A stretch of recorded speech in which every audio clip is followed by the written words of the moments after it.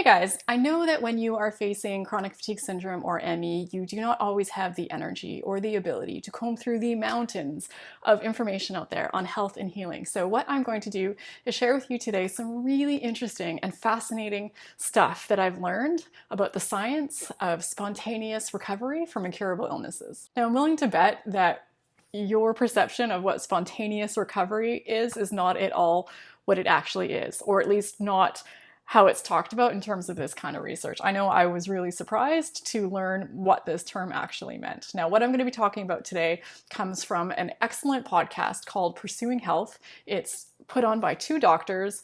One is Dr. Danny Urculio and the other is Dr. Julie Faucio Urculio. And this information also comes from a really wonderful book called Cured, The Life-Changing Science of Spontaneous Healing by Dr. Jeffrey Rediger. Now, obviously, in this video, I can really only scratch the surface of what this book and podcast covered on the topic of spontaneous healing. So if you find this information interesting, if you enjoy this video, I highly recommend that you check both of these out, and I'll have the links to both in the video description.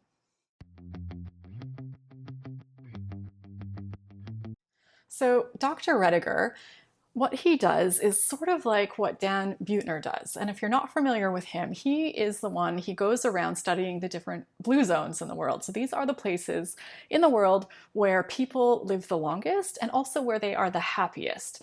So he goes to these places and he looks at all aspects of their life as much as possible and pulls out the common themes between all these different communities to try and determine what it is that's contributing to this incredible longevity and happiness in these various communities around the world. So what Dr. Rediger does in a similar fashion is that he goes around the world studying people who have recovered from what doctors told them were incurable illnesses. So it's being called spontaneous recovery, but what this term actually means is that these people recovered from these supposed incurable illnesses, not by just sitting around waiting to magically get better, as to me the name kind of implies, but actually by healing and recovering through methods outside of mainstream medicine. So let's look at some of the themes amongst these people who fully recovered from what doctors told them were incurable illnesses. Now, the first one is that those who did recover did not break the body down into specific parts and organs and treat things individually. They had a very holistic approach to healing and treated the body as a whole. And one of the things that they did was to target inflammation. And how they worked on reducing inflammation in the body was by supporting the immune system as a whole. And there were a few things that people did specifically to support their immune system. Now, the first was that they avoided toxins. They were very careful about what they put in and on and around their body. And they also flushed their lymphatic system regularly by drinking lots of water. There was also a focus on their mental health, on experiencing happiness and joy and connection with other people regularly. And they did this through spending time with other people, family and friends who they loved, people who made them laugh, people who brought happiness to their life. And they also made sure that they weren't over-medicating. There wasn't a strong reliance on the pharmaceutical industry to heal them.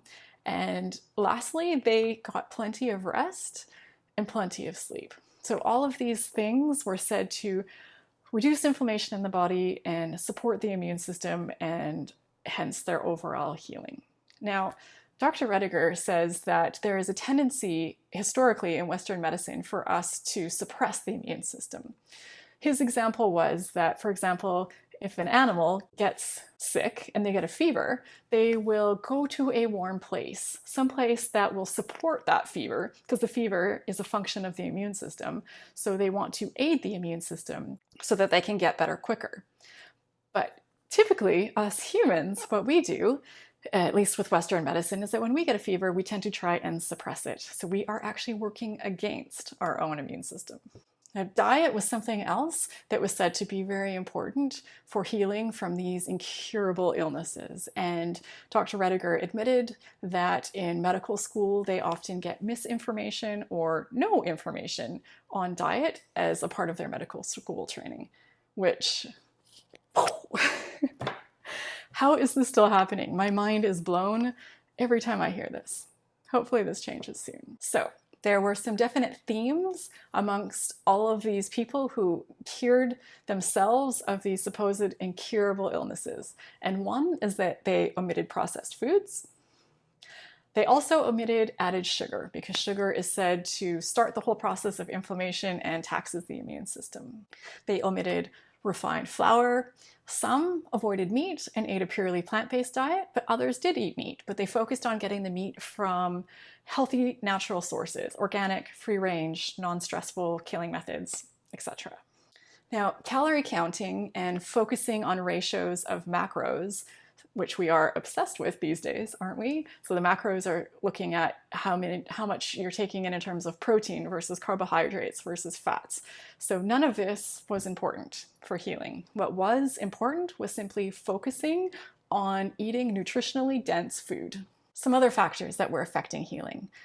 People needed to avoid living in that perpetual state of fight or flight mode, which floods the body with cortisol, norepinephrine, adrenaline, and blocks healing. So it is said that the immune system can't function in this state, and there is a need to heal this stress response that we have in order for us to heal. So when we get ourselves in a more relaxed state, it turns off those stress hormones. We need to build up the parasympathetic response to stimulate the vagus nerve. Now, eliciting happiness in our life elicits a whole host of different hormones, things like oxytocin and serotonin and dopamine, which all contribute to a healing physiology. Now, there were some mindset themes amongst those who healed as well, how they looked at this whole healing journey. And one of them was gratitude for the illness. And I know this is a tough one.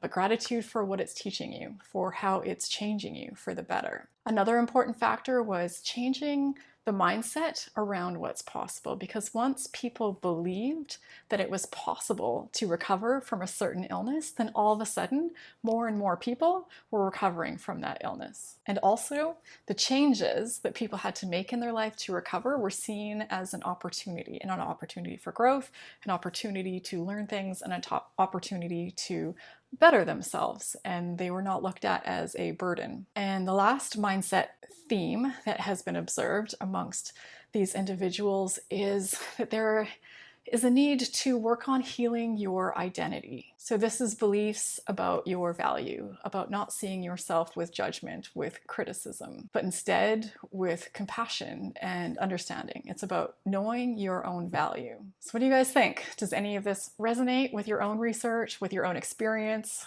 with what has worked for you so far? I'd love to hear your thoughts on this in the comments, as always, to keep the conversation going so we can keep learning from one another. And if you enjoyed this video, if you found it helpful, I'd love it if you could hit that like button. And if you haven't already subscribed, I put out new videos like this each and every week talking about topics around health and healing related to chronic fatigue syndrome and ME. So you're going to want to subscribe and click that little gray bell to make sure that you don't miss out on any future ones. And if you think someone else might enjoy this or benefit from the information in here, please share it. You can share it on social media, any of your favorite hangout spaces. So that's all for today. Thank you for joining me. I hope you found something in here helpful, and I will see you again next week.